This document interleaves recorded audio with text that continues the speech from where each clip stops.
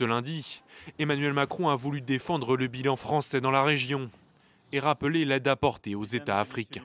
Si la France n'était pas intervenue, si nos militaires n'étaient pas tombés au champ d'honneur en Afrique, si Serval puis Barkhane n'avaient pas été décidés, nous ne parlerions pas aujourd'hui ni de Mali, ni de Burkina Faso, ni de Niger. Le Burkina Faso a dénoncé en mars un accord d'assistance militaire signé en 1961 avec la France.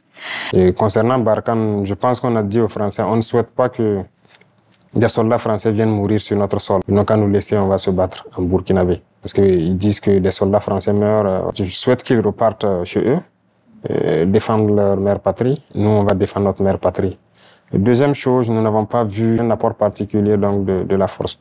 C'est quand ils bougeaient même que certains ont pu découvrir tout l'arsenal qu'il y avait en fait, en termes de blindés, en termes d'hélicoptères de combat, en termes de moyens de renseignement et tout. Mais nous ne pouvons pas avoir tout ça. Et puis les terroristes se baladent, ils font ce qu'ils veulent. De toute façon, aujourd'hui, nous, on arrive à détecter les colonnes terroristes et à les frapper. Donc, nous avons aussi des moyens capables de le faire. Et donc, ce n'était pas nécessaire. Il fallait qu'ils partent, c'est tout.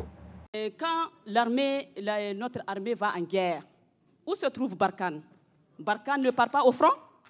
Et pourquoi on n'enregistre que des hécatombes dans le rang de l'armée sahélienne, dans les populations civiles, dans les populations civiles nationales et sahéliennes? Où se trouve Barkhane? C'est ici, à la frontière avec le Mali, que le Niger vient de subir sa plus lourde perte militaire. Dans une attaque d'une rare violence qui a duré 3 heures, plusieurs centaines de terroristes ont pilonné le camp d'Inat. Bilan, 71 soldats tués, plusieurs disparus. Véhicules kamikazes, tirs d'obus incessants, les djihadistes étaient lourdement armés. Beaucoup de victimes sont mortes dans des explosions de dépôts de munitions et de carburant. La région, malgré la présence française de la force Barkhane, est ensanglantée régulièrement. Cet automne, le Mali a perdu 140 soldats. Barkhane, une présence étrangère contestée, accusée par l'opinion publique au Sahel d'entretenir la violence djihadiste. Ce bain de sang au Niger, le président français Emmanuel Macron a annoncé le report au début de l'année 2020 d'un sommet initialement prévu lundi prochain avec les dirigeants des 5 pays du Sahel pour évoquer l'intervention française. Face aux critiques, il menace même de retirer les troupes françaises. Monsieur Juan Gomez, où était Barkhane à cette époque-là?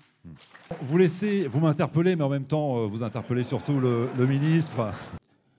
L'opération Barkhane n'a pas des hommes sur le terrain. Les militaires français ne combattent pas physiquement sur le terrain. Il y a quand même 700 militaires français sur le territoire.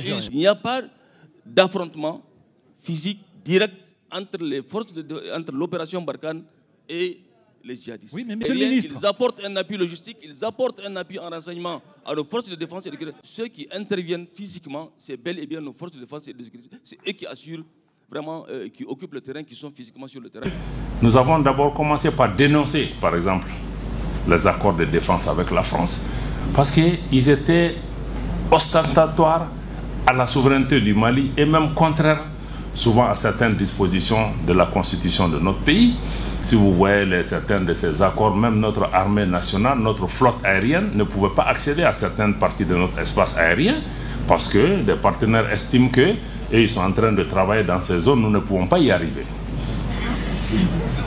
Mais c'est notre pays, c'est les autres qui doivent venir nous demander la permission d'entrer dans notre espace et non que le Mali demande la permission à quelque puissance que ce soit qui puisse dire que non, l'espace aérien malien, on est à Tombouctou, on est en train de faire des... Vous ne pouvez pas venir ici.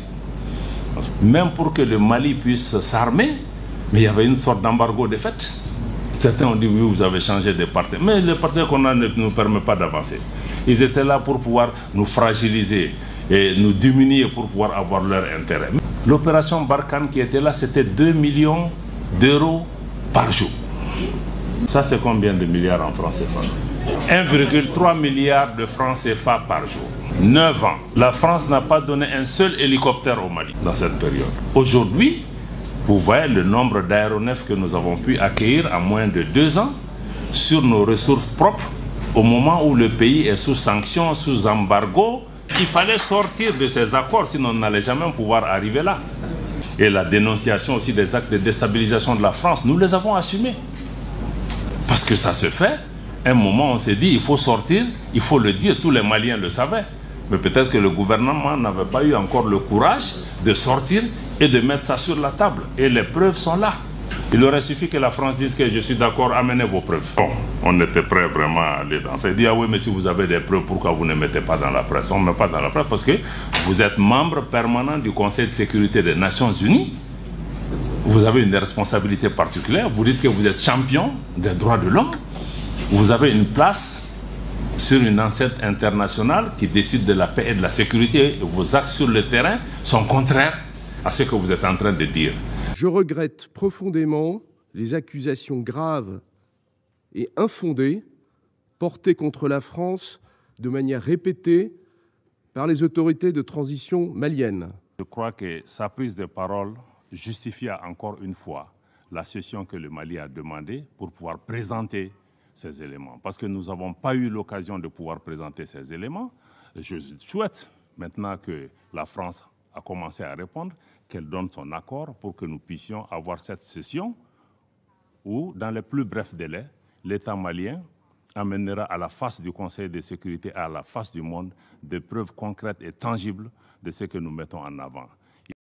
Vous avez dû remarquer que nous avons mis fin à notre collaboration avec un certain partenaire parce qu'il nous donne des financements et ne nous autorise pas à l'utiliser pour acheter des équipements militaires pour nos combattants.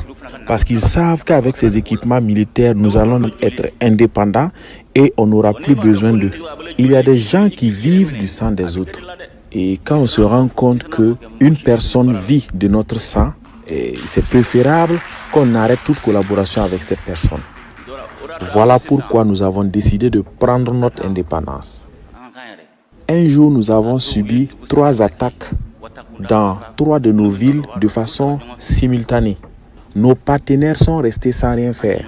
On n'a pas voulu envoyer la troupe au sol de peur de tomber sur des embuscades.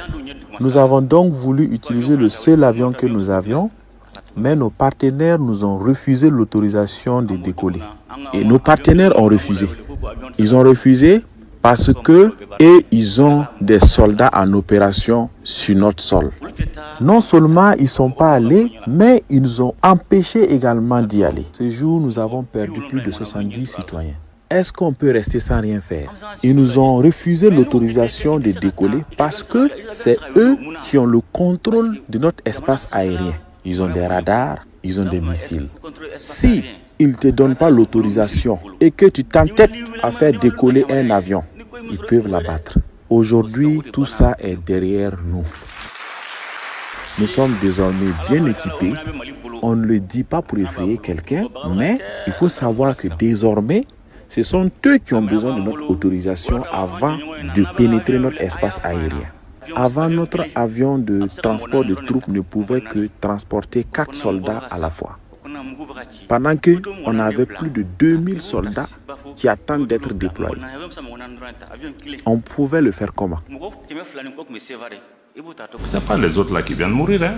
Ils viennent, ils sont dans leur drone, ils sont dans leur truc comme dans une université pour étudier ce qui se passe.